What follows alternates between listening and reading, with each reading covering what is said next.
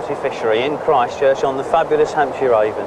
And before me here is an enormous great whirlpool they call the compound.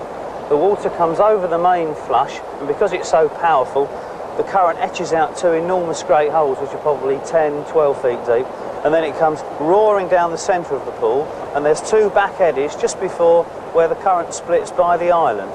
And just where it comes round towards the hut here, there's a back eddy probably 5 or 6 feet deep, and that's where I fancy fishing.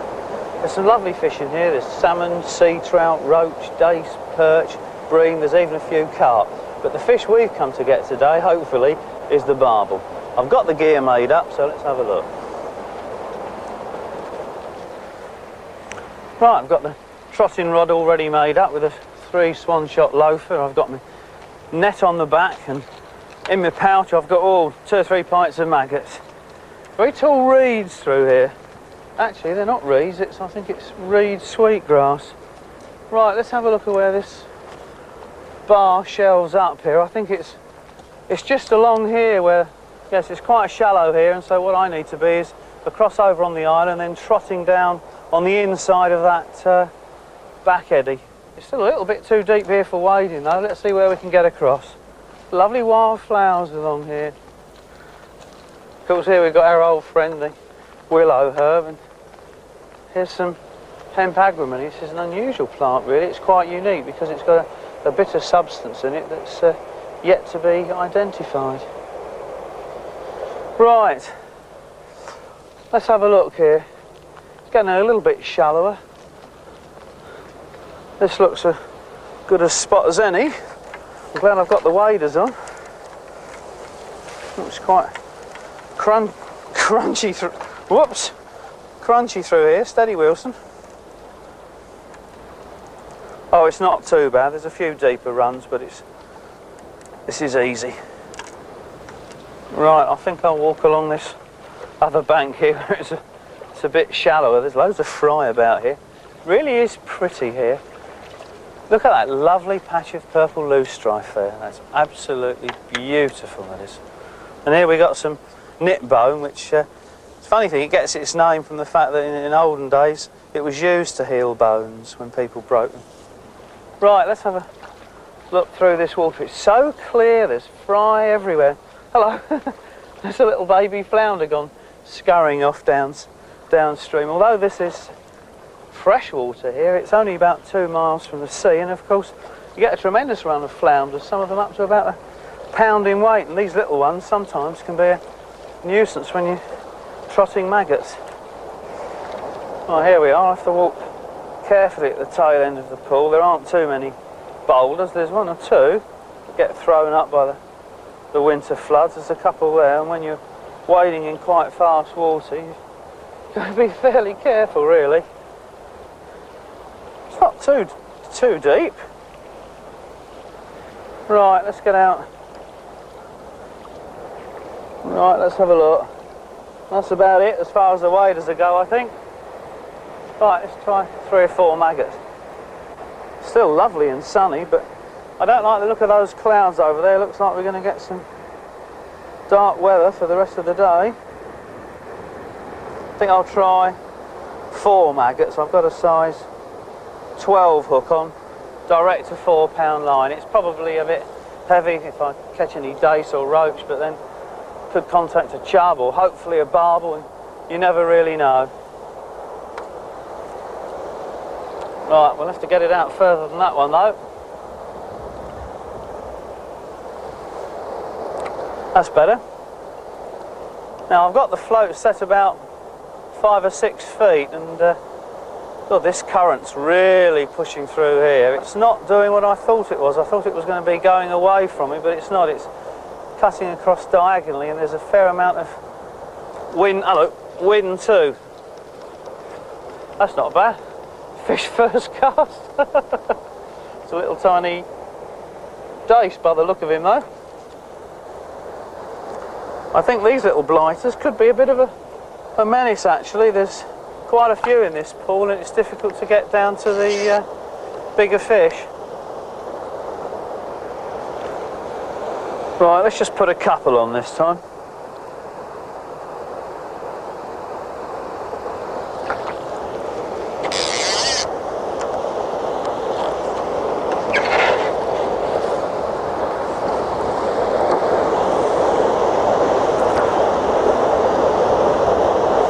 This water's very speckly with the sun going in and out all the time. It's very, very difficult to make out the float sometime in this contrasting light conditions.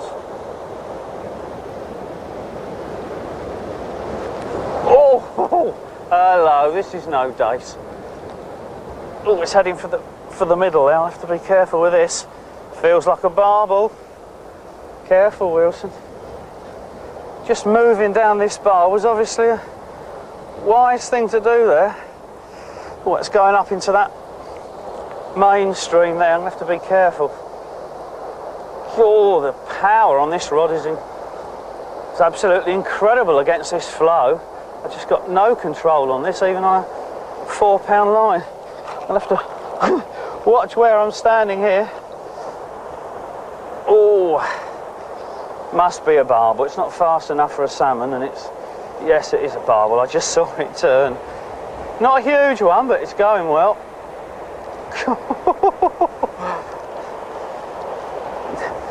There he is. Oh, I'm going to have to be careful with... Hello, I've got some line caught around the rod top there. I've got some weed in it. Oh, no. Oh, it's all right now. No, I'm not. I'm caught around me reel. Oh, isn't this ridiculous? No, we're okay. It's times like these, I wish I'd have brought this long-handled landing net out. But we're going to have to go for this one, I think. What I'll do, I'll get him heading up in the current above me and then try and guide him straight in back into the net. This wind is unbelievably strong. Come on, steady, Wills. Oh no, he's not ready yet. It's good fish, looks about 5 or 6. Cool, look at the wind. Oh, yeah. I thought that was going to be taken by the wind there and do a flyer. Oh, let's lay him down gently. There he is. Hampshire Avon barbel. Look at their lovely lines, the power and that steeply shelving head where the current forces them to the bottom.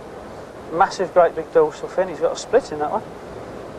Beautiful fish, look at that. And that's how they are on the bottom. Terrific. Right, let's put him back. Whoops. There's the underneath of him. There's his semi-protrusible mouth there.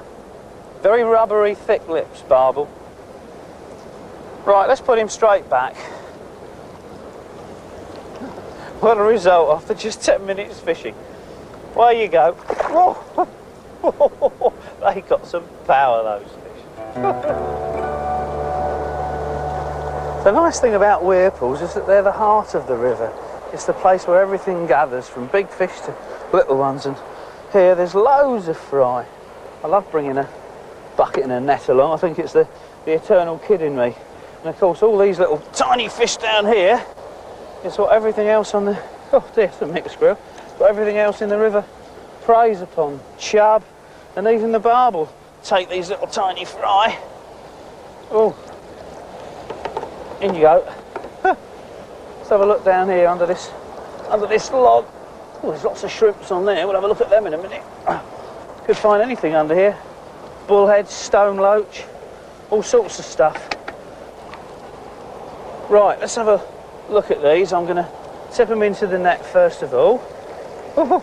There's everything in there. I think we've even got a little flounder. Fill this up with some fresh water.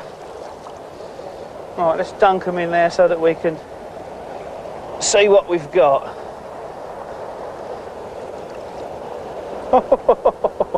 Well, we've got a right mixed grill here. Look at those. We've got a little tiny stone loach. Look at that with its mottled back there. We've got a lovely little flounder. Pretty little things they are. Oh, don't jump off. We've got a dace. And believe it or not, there I think we've got a little tiny barbel. Look at that. That's the smallest barbel I've ever seen. There's another one there. Just about everything in this weir pool. And of course chub and all the other fish chomp on these, even barbel. I suppose a barbel's capable of eating all of these. That flounder's absolutely beautiful. Let's see what else we've got. I think there's one or two more left.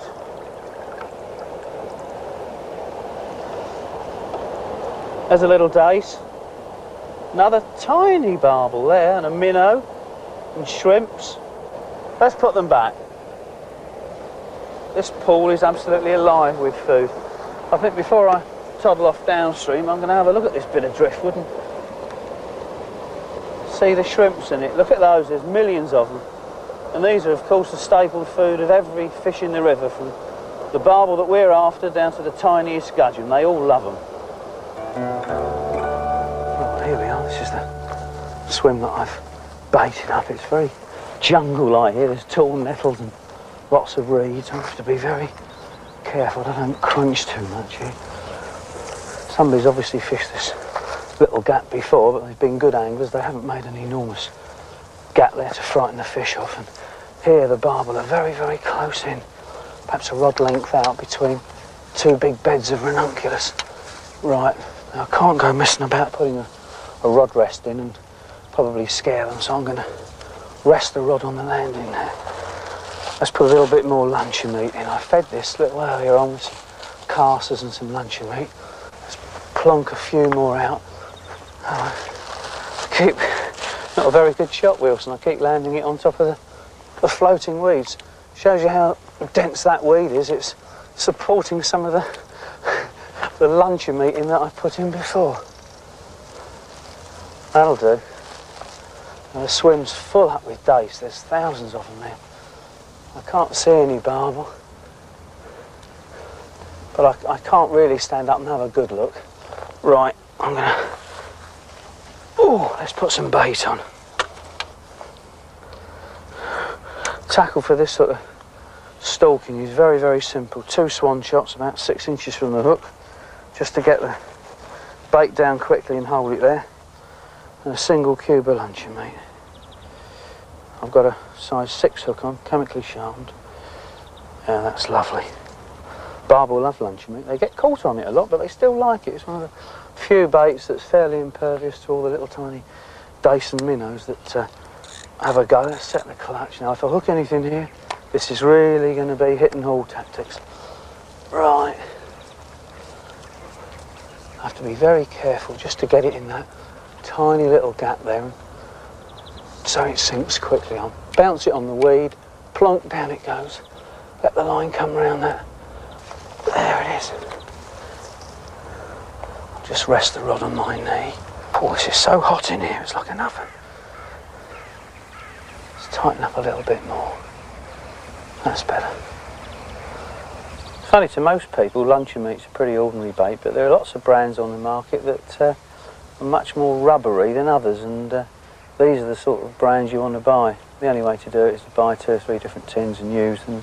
Some fall to bits quickly when they're used for fishing on small fish, and so you want a rubbery bit if you want the meat to be in the water long enough to withstand the pecking of the dace until a barbel comes along. It's no good having a piece of meat that breaks up in 2 minutes, because you don't want to be repeatedly casting. I think what I'm going to do, if this doesn't produce anything, I'm going to give it another 10 minutes. If it doesn't produce a fish, I'll put some more bait in, perhaps for later on. And I think I'll go on the other side of the river and walk downstream, just below where the 2 rivers meet, the Mill Stream and the Weirpool Stream. I think it's called Waters Meet. It's a lovely spot there, and just upstream there's a nice little run that I rather fancy. I'm sure there's some barbel in there, and I'm gonna, after a while, if this doesn't produce, I think I'll mosey on down there. Oh, hello, I thought that was a plink then. No, it wasn't. It was an aggressive dace. Nearly got me striking. Oh, they're really pecking at it now, the little devils. Fortunately, in this situation, I'm not getting pestered by chub. In certain sections of the Avon, you've got loads of chub, all about 10 inches to a pound, and if they move into the swim, you use up a whole tin of meat. Hello. Yes, here we are. We're in. Come on, that was quick.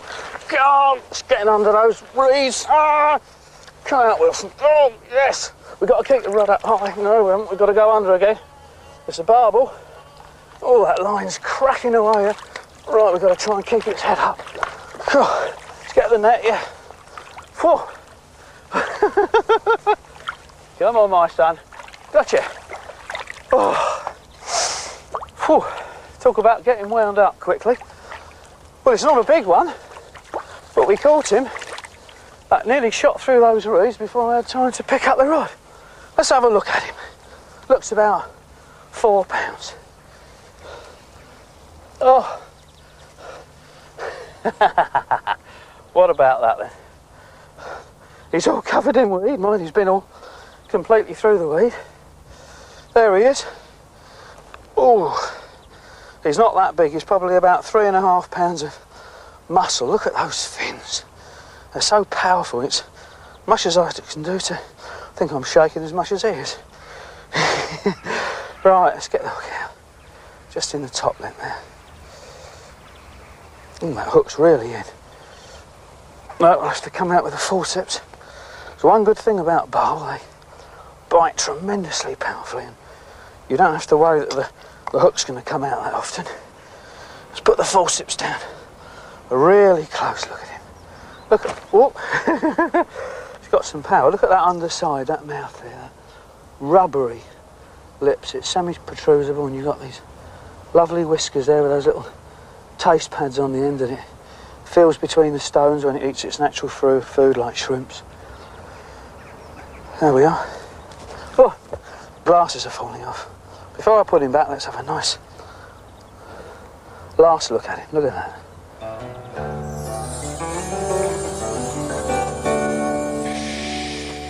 The reason I'm done up in all this clatter is that I fancy having a go at this swim. It's a very challenging one indeed.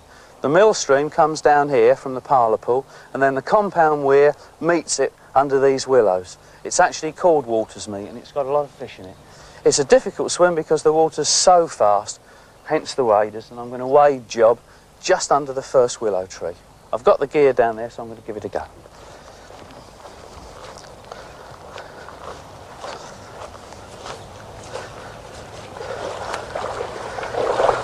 Well, it's a bit cramped in here. I've got catapult strangling me around my neck. I've got some luncheon meat, about 100 lobworms. I've got a bag of prawns and about the contents of 3 tins of sweet corn in there. And I've got a little tiny box with some hooks and shots in it. Forceps for unhooking. And the rig's very, very simple for these weedy waters. Starts with an 8 hook on 6 pound line, 18-inch hook linked to a little swivel. Above that 6 pound, of course, as well. Below the swivel is a weak link. This is so if I get caught up in the weeds, that'll snap. It's only 3 pound breaking strain, and hopefully I'll still land the fish. If that doesn't snap, which it doesn't sometimes, I've got some lead-free split shots there, pinched on very lightly, and they'll perhaps slip off too. Let's see if it works, shall we? Right, here we go. Oh, this water's lovely. The bottom's not too bad either. I was a bit worried that this would be a bit soft and a few little silty patches. There is every now and again, but it's not too bad. The flow's quite strong even here, and I'm nowhere near the fast water yet. I hope I'm not going to run out of waders here. Oh God, that's a little bit soft there. Right, I think what I'm going to have to do is follow this weed bed and come as close to the swim as I can with a weed bed in between me and where I'm going to fish. If I go right through that gravel there, I'm going to scare everything in the river. It's funny in a river, a lot of fish spend their whole lives in runs between weed beds, and so they don't know what's going on in the run between the weed beds 3 yards away. And you can often fish very close to fish by creeping up on them, so long as you've got that sound barrier of reed beds between them. Right. God, nearly got that coot then. Ease that off the bottom, that's nice. Right. Now I'm going to hold it in that slack and see what happens, and see if we get a bite. I'm going to give it a couple of minutes stationary. I haven't had much with it plonking round, so we'll just try and be patient. And see if we can get a bite static. A lot of the fish in this river like it moving though, but hello, yes, we're in. Hello, what's this? Oh, Oh, Wilson, steady with it. That took him that slack. Ah, God, this current's ridiculous. The reel's falling off. No, it isn't. Oh. Oh, we've attracted the attentions of some holiday makers over there. So we don't look a fool and lose this. Oh, it's a bream. Oh, it's probably just as well because I don't think I'd land anything else in this swim. Come on. Oh, this is a bit of a nip one, pearl two through the through the wee bits here. Ah, I'm not even going to net you, I don't think. Yes, I will. Oh, well, that's all right, isn't it? Can't be bad. These river bream pull a bit, really. They're not so slimy as their coloured water counterparts either. Let's have a look at him. Shove the rod in there. Right. Only about £3, but he's a lovely golden colour. Look at that. It's beautiful colour. Whoops, careful, careful. Lovely dark fins. He's almost got a yellow head and a deep pewter back. That's beautiful. I don't care if you're not a barbel. You're still nice. Away you go. Go on. Well, that's a good start. That's better. Got sweet corn all over me here. Okay, let's see what this brings. Again, I'm going to leave it static and support my other hand here. Getting these very gentle little rustly slack liners from these bream, and but then again the current lifts the swan shots and I get it from the current as well. It's just that when a bream picks up the bait, it just rustles a little bit more. The rod tip just gives a couple little more plinks. Wasn't the noise of those trains going across the railway pool a bit off-putting? Really does break up the silence. But then the barbel line below that railway bridge don't seem to mind, so why should I? Thought I felt a little plink then. Oh yes. Oh, God. Oh, it's a good fish. Oh, I knocked the entry reverse off the reel there. Oh, I think it's a barbel. Oh, the power. It's tremendous. Oh, the force of this current is absolutely incredible. I just can't do anything about that. Oh.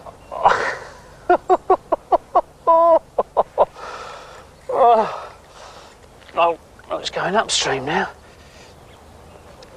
Oh, it's going under a wee bed. Oh, I've got to be careful with this.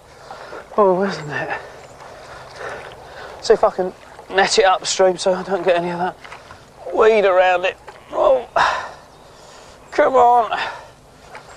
Oh, I'll have to net it where it is.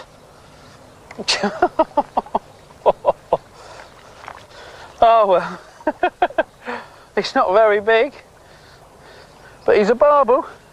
Whoa, stuff me rod in here. Oh, this is so awkward here. Where is he? Let's have a look at him.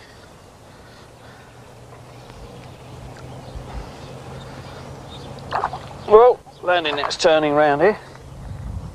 Oh, the hooking wasn't even very tight at all there. I'm glad I didn't lose that one. Oh, he's still got some fight in him. There he is. Well, there we are. I thought we were going to finish on a bream, but we haven't. We've got a barbel. Isn't that lovely?